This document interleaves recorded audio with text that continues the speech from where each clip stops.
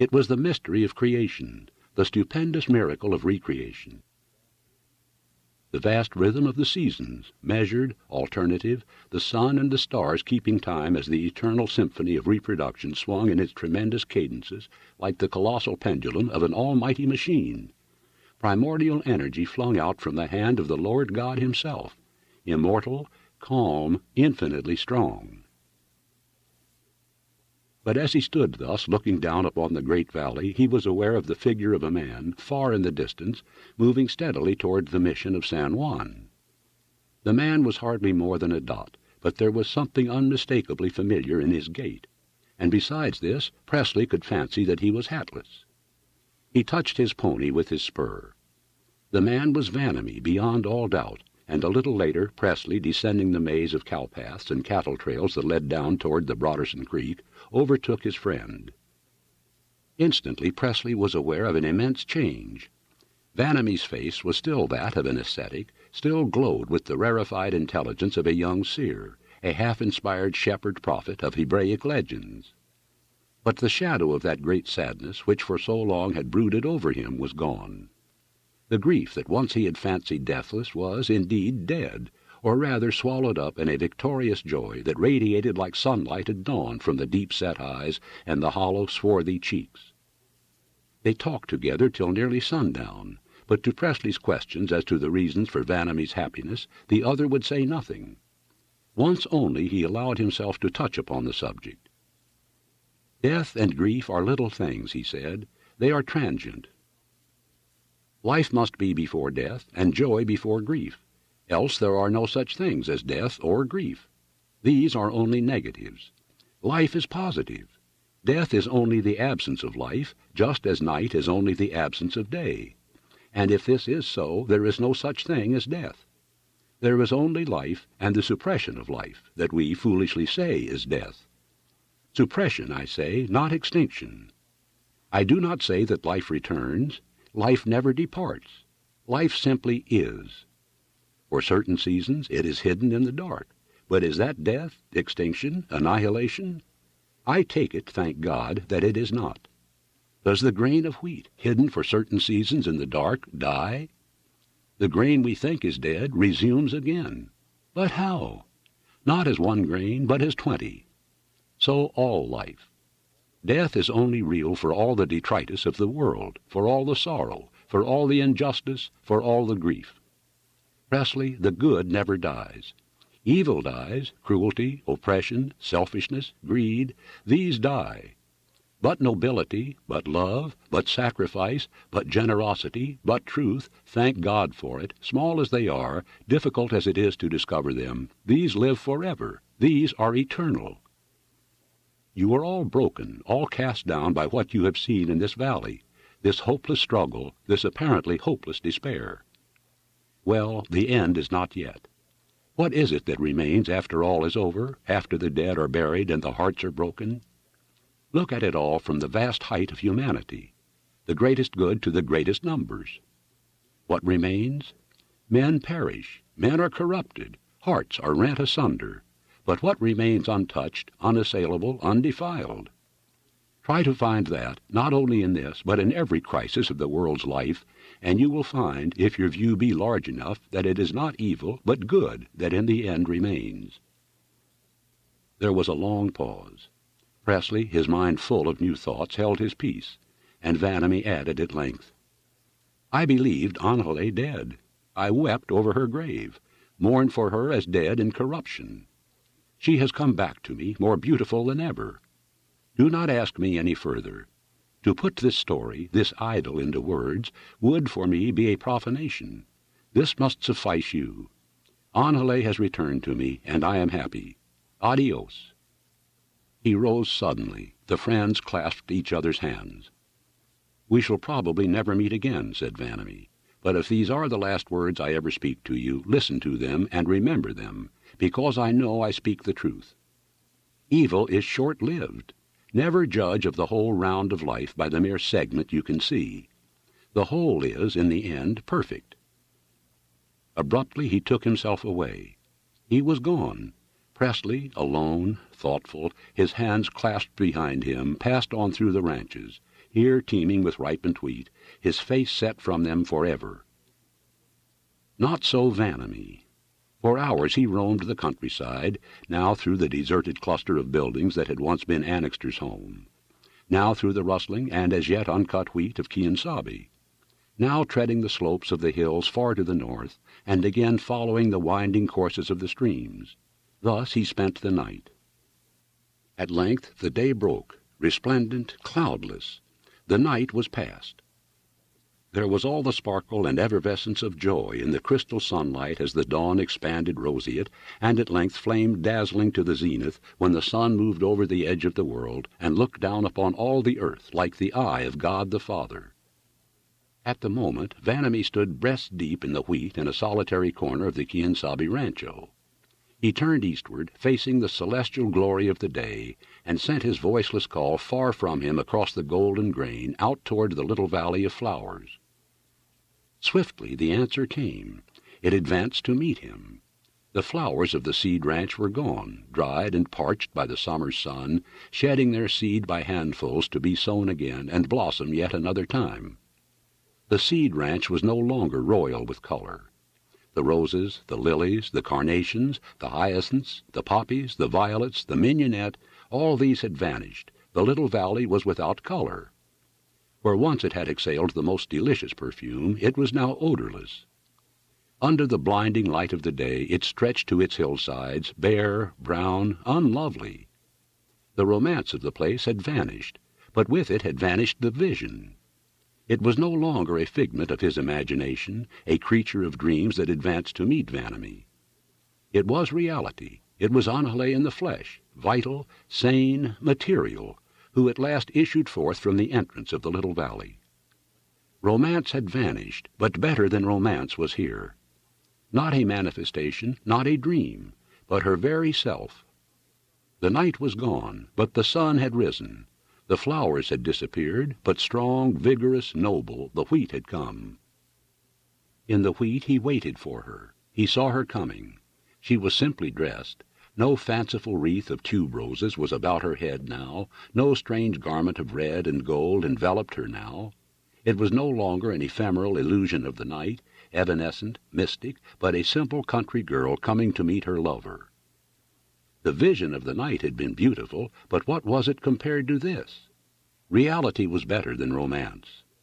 The simple honesty of a loving, trusting heart was better than a legend of flowers, an hallucination of the moonlight. She came nearer. Bathed in sunlight, he saw her face to face, saw her hair hanging in two straight plaits on either side of her face, saw the enchanting fullness of her lips, the strange, balancing movement of her head upon her slender neck. But now she was no longer asleep. The wonderful eyes, violet blue, heavy-lidded with their perplexing oriental slant toward the temples, were wide open and fixed upon his. From out of the world of romance, out of the moonlight and the star sheen, out of the faint radiance of the lilies and the still air heavy with perfume, she had at last come to him. The moonlight, the flowers, and the dream were all vanished away. Angele was realized in the wheat. She stood forth in the sunlight, a fact and no longer a fancy. He ran forward to meet her, and she held out her arms to him. He caught her to him, and she, turning her face to his, kissed him on the mouth. I love you, she murmured. Upon descending from his train at Port Costa, S. Behrman asked to be directed at once to where the bark Swanhilda was taking on grain. Though he had bought and greatly enlarged his new elevator at this port, he had never seen it. The work had been carried on through agents, S. Behrman having far too many and more pressing occupations to demand his presence and attention. Now, however, he was to see the concrete evidence of his success for the first time.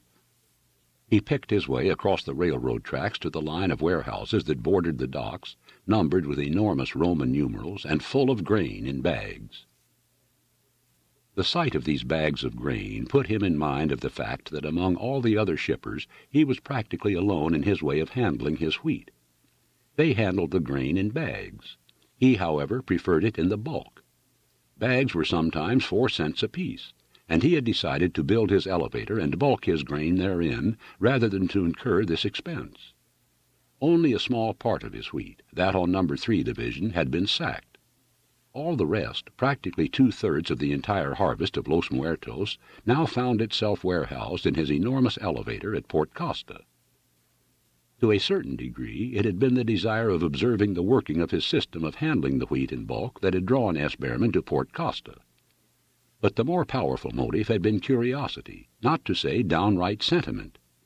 So long had he planned for this day of triumph, so eagerly had he looked forward to it, that now, when it had come, he wished to enjoy it to its fullest extent, wished to miss no feature of the disposal of the crop. He had watched it harvested, he had watched it hauled to the railway, and now would watch as it poured into the hold of the ship, would even watch the ship as she cleared and got under way. He passed through the warehouses and came out upon the dock that ran parallel with the shore of the bay. A great quantity of shipping was in view, barks for the most part, Cape Horners, great deep-sea tramps whose iron-shod forefeet had parted every ocean the world round, from Rangoon to Rio Janeiro, and from Melbourne to Christiania.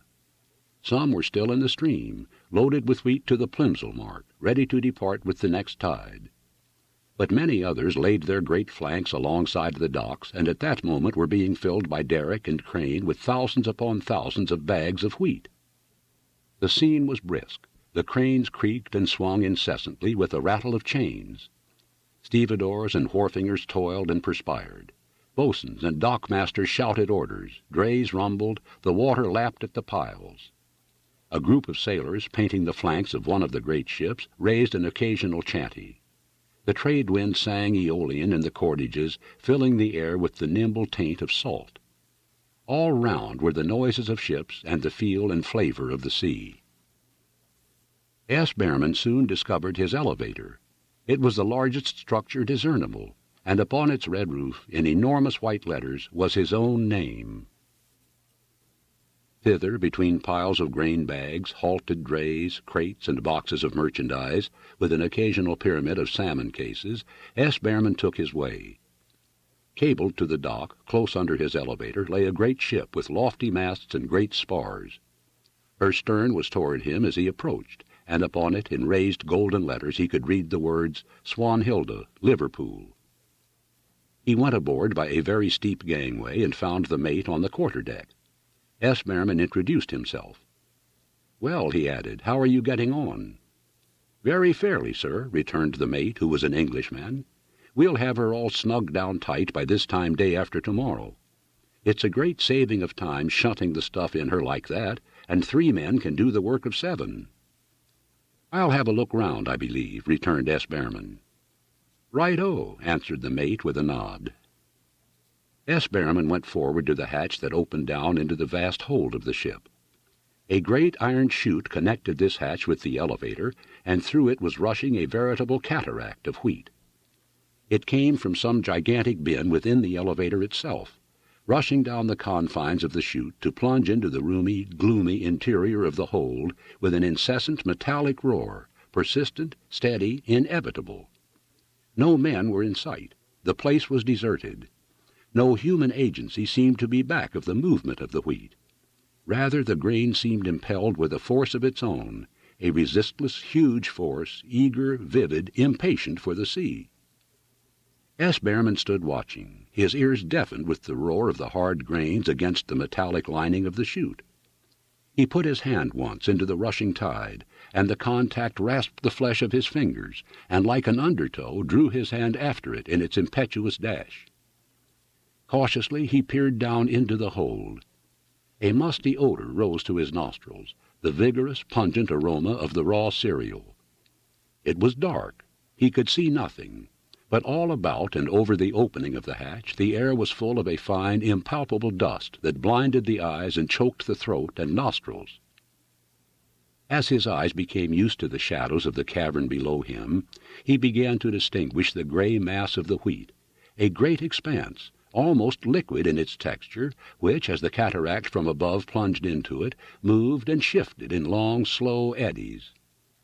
As he stood there, this cataract on a sudden increased in volume. He turned about, casting his eyes upward toward the elevator to discover the cause. His foot caught in a coil of rope, and he fell head foremost into the hold. The fall was a long one, and he struck the surface of the wheat with the sodden impact of a bundle of damp clothes. For the moment he was stunned. All the breath was driven from his body. He could neither move nor cry out. But by degrees his wits steadied themselves, and his breath returned to him. He looked about and above him. The daylight in the hold was dimmed and clouded by the thick chaff dust thrown off by the pour of grain, and even this dimness dwindled to twilight at a short distance from the opening of the hatch, while the remotest quarters were lost in impenetrable blackness. He got upon his feet, only to find that he sunk ankle-deep in the loose-packed mass underfoot. "Hell," he muttered, "here's a fix." Directly underneath the chute, the wheat, as it poured in, raised itself in a conical mound, but from the sides of this mound it shunted away incessantly in thick layers, flowing in all directions with the nimbleness of water. Even as S. Behrman spoke, a wave of grain poured around his legs and rose rapidly to the level of his knees. He stepped quickly back. To stay near the chute would soon bury him to the waist. No doubt there was some other exit from the hold, some companion ladder that led up to the deck. He scuffled and waded across the wheat, groping in the dark with outstretched hands. With every inhalation he choked, filling his mouth and nostrils more with dust than with air. At times he could not breathe at all, but gagged and gasped, his lips distended. But search as he would, he could find no outlet to the hold, no stairway, no companion ladder. Again and again, staggering along in the black darkness, he bruised his knuckles and forehead against the iron sides of the ship. He gave up the attempt to find any interior means of escape, and returned laboriously to the space under the open hatchway. Already he could see that the level of the wheat was raised. "God," he said, "this isn't going to do at all." He uttered a great shout. "Hello, on deck there, somebody! For God's sake!" The steady, metallic roar of the pouring wheat drowned out his voice. He could scarcely hear it himself above the rush of the cataract.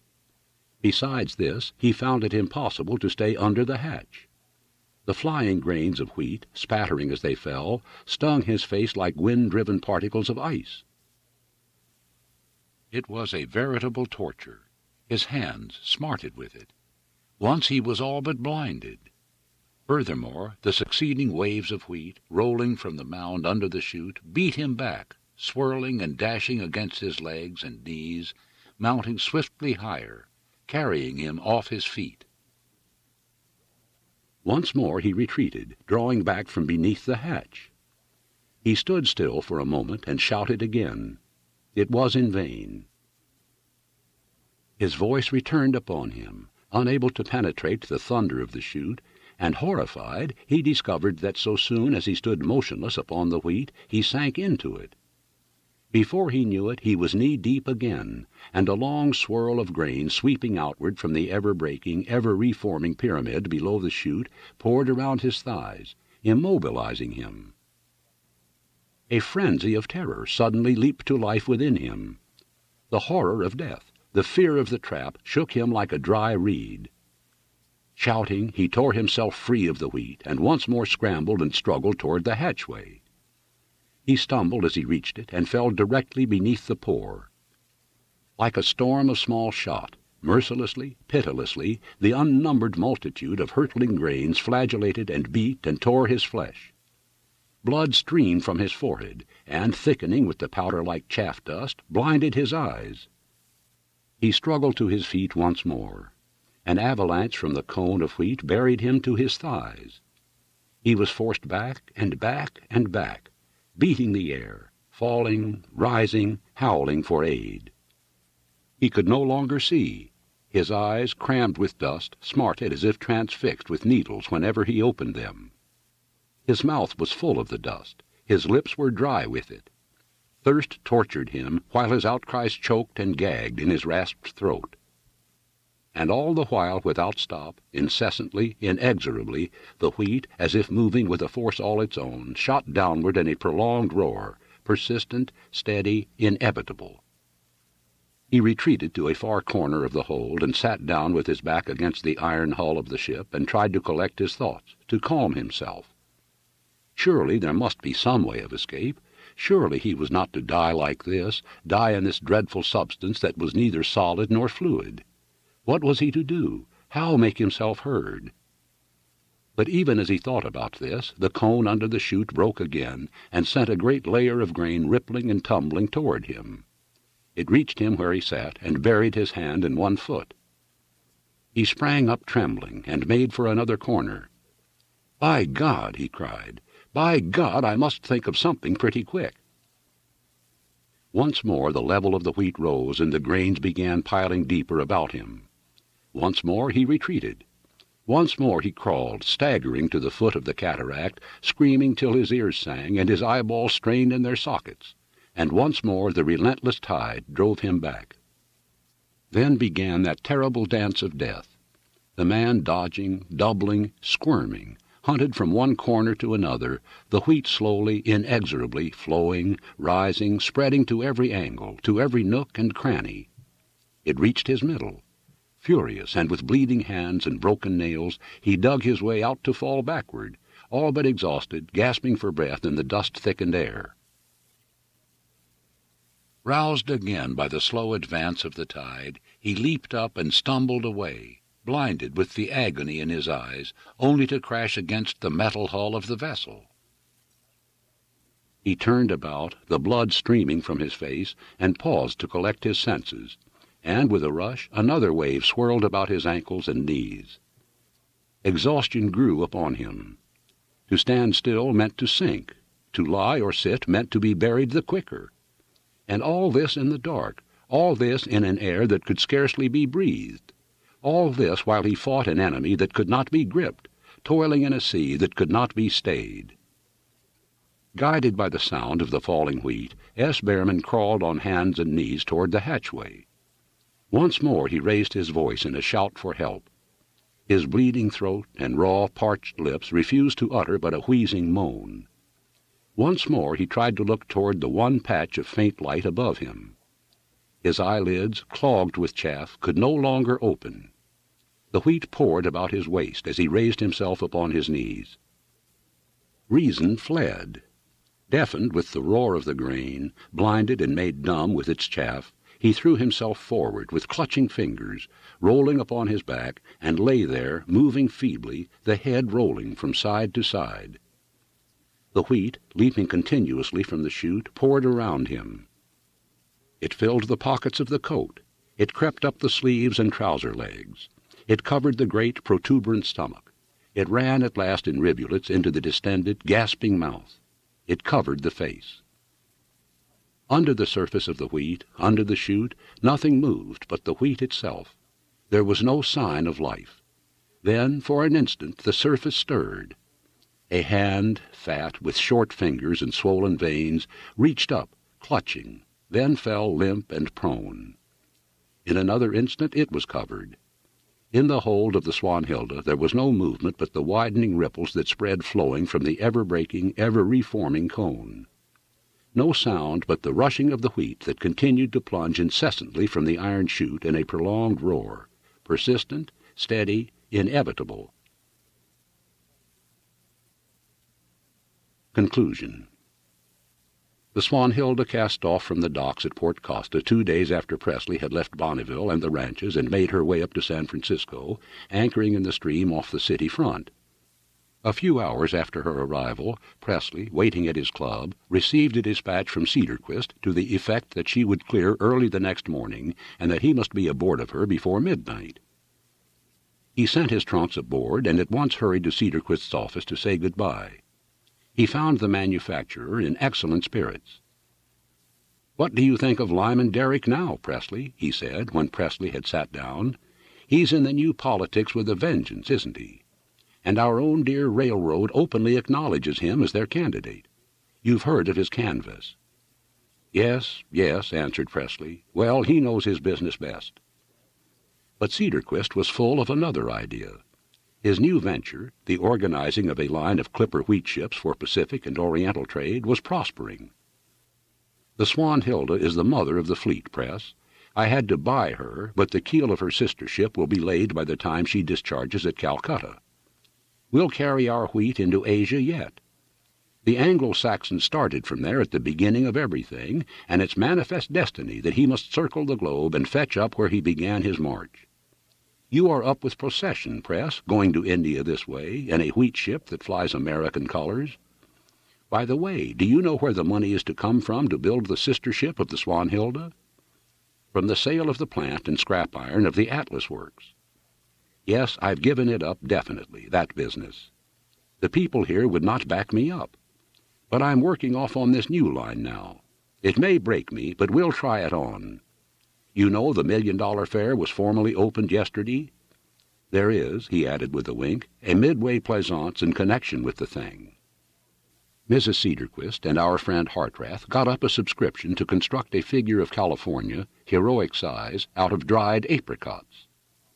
I assure you, he remarked with prodigious gravity, it is a real work of art, and quite a feature of the fair. Well, good luck to you, Press. Write to me from Honolulu, and bon voyage.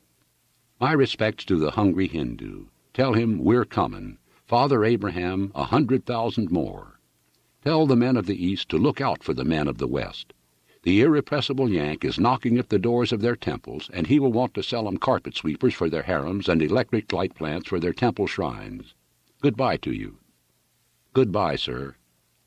Get fat yourself while you're about it, Presley, he observed, as the two stood up and shook hands. There shouldn't be any lack of food on a wheat ship. Bread enough, surely. Little monotonous, though. Man cannot live by bread alone. Well, you're really off. Goodbye. Goodbye, sir. And as Presley issued from the building and stepped out into the street, he was abruptly aware of a great wagon shrouded in white cloth, inside of which a bass drum was being furiously beaten. On the cloth, in great letters, were the words, "Vote for Lyman Derrick, regular Republican nominee for Governor of California." The Swanhilda lifted and rolled slowly, majestically on the ground swell of the Pacific, the water hissing and boiling under her forefoot, her cordage vibrating and droning in the steady rush of the trade winds. It was drawing toward evening, and her lights had just been set. The master passed Presley, who was leaning over the rail smoking a cigarette, and paused long enough to remark, "The land yonder, if you can make it out, is Point Gordo, and if you were to draw a line from our position now through that point and carry it on about 100 miles farther, it would just about cross Tulare County, not very far from where you used to live." "I see," answered Presley. "I see. Thanks. I am glad to know that." The master passed on, and Presley, going up to the quarter-deck, looked long and earnestly at the faint line of the mountains that showed vague and bluish above the waste of tumbling water. Those were the mountains of the Coast Range, and beyond them was what once had been his home. Bonneville was there, and Guadalajara, and Los Muertos, and Quien-Sabe, the mission of San Juan, the Seed Ranch, Annixter's desolated home, and Dyke's ruined hop fields. Well, it was all over now, that terrible drama through which he had lived. Already it was far distant from him, but once again it rose in his memory, portentous, somber, ineffaceable. He passed it all in review, from the day of his first meeting with Vanamee to the day of his parting with Hilma. He saw it all, the great sweep of country opening to view from the summit of the hills at the headwaters of Broderson's Creek, the barn dance at Annixter's, the harness room with its jam of furious men, the quiet garden of the mission, Dyke's house, his flight upon the engine, his brave fight in the chaparral, Lyman Derrick at bay in the dining room of the ranch house, the rabbit drive, the fight at the irrigating ditch, the shouting mob in the Bonneville Opera House. The drama was over. The fight of ranch and railroad had been wrought out to its dreadful close. It was true, as Shelgrim had said, that forces rather than men had locked horns in that struggle, but for all that the men of the ranch and not the men of the railroad had suffered. The drama was over. The fight of ranch and railroad had been wrought out to its dreadful close. It was true, as Shelgrim had said, that forces rather than men had locked horns in that struggle, but for all that the men of the ranch and not the men of the railroad had suffered. Into the prosperous valley, into the quiet community of farmers, that galloping monster, that terror of steel and steam had burst, shooting athwart the horizons, flinging the echo of its thunder over all the ranches of the valley, leaving blood and destruction in its path. Yes, the railroad had prevailed. The ranches had been seized in the tentacles of the Octopus. The iniquitous burden of extortionate freight rates had been imposed like a yoke of iron. The monster had killed Heron, had killed Osterman, had killed Broderson, had killed Hooven. It had beggared Magnus and driven him to a state of semi-insanity after he had wrecked his honor in the vain attempt to do evil that good might come. It had enticed Lyman into its toils, to pluck him from his manhood and his honesty, corrupting him and poisoning him beyond redemption. It had hounded Dyke from his legitimate employment, and had made of him a highwayman and criminal. It had cast forth Mrs. Hooven to starve to death upon the city streets. It had driven Minna to prostitution. It had slain Annixter at the very moment when painfully and manfully he had at last achieved his own salvation and stood forth resolved to do right, to act unselfishly, and to live for others. It had widowed Hilma in the very dawn of her happiness. It had killed the very babe within the mother's womb, strangling life ere yet it had been born, stamping out the spark ordained by God to burn through all eternity. What then was left? Was there no hope, no outlook for the future, no rift in the black curtain, no glimmer through the night? Was good to be thus overthrown? Was evil thus to be strong and to prevail? Was nothing left? Then suddenly Vanamy's words came back to his mind. What was the larger view? What contributed the greatest good to the greatest numbers? What was the full round of the circle whose segment only he beheld? In the end, the ultimate, final end of all, what was left? Yes, good issued from this crisis, untouched, unassailable, undefiled. Men, motes in the sunshine, perished, were shot down in the very noon of life, hearts were broken, little children started in life lamentably handicapped. Young girls were brought to a life of shame, old women died in the heart of life for lack of food. In that little isolated group of human insects, misery, death, and anguish spun like a wheel of fire. But the wheat remained. Untouched, unassailable, undefiled, that mighty world force, that nourisher of nations, wrapped in nirvanic calm, indifferent to the human swarm, gigantic, resistless, moved onward in its appointed grooves. Through the welter of blood at the irrigating ditch, through the sham charity and shallow philanthropy of famine relief committees, the great harvest of Los Muertos rolled like a flood from the Sierras to the Himalayas to feed thousands of starving scarecrows on the barren plains of India. Falseness dies. Injustice and oppression in the end of everything fade and vanish away. Greed, cruelty, selfishness, and inhumanity are short-lived. The individual suffers, but the race goes on. Annixter dies, but in a far distant corner of the world 1,000 lives are saved.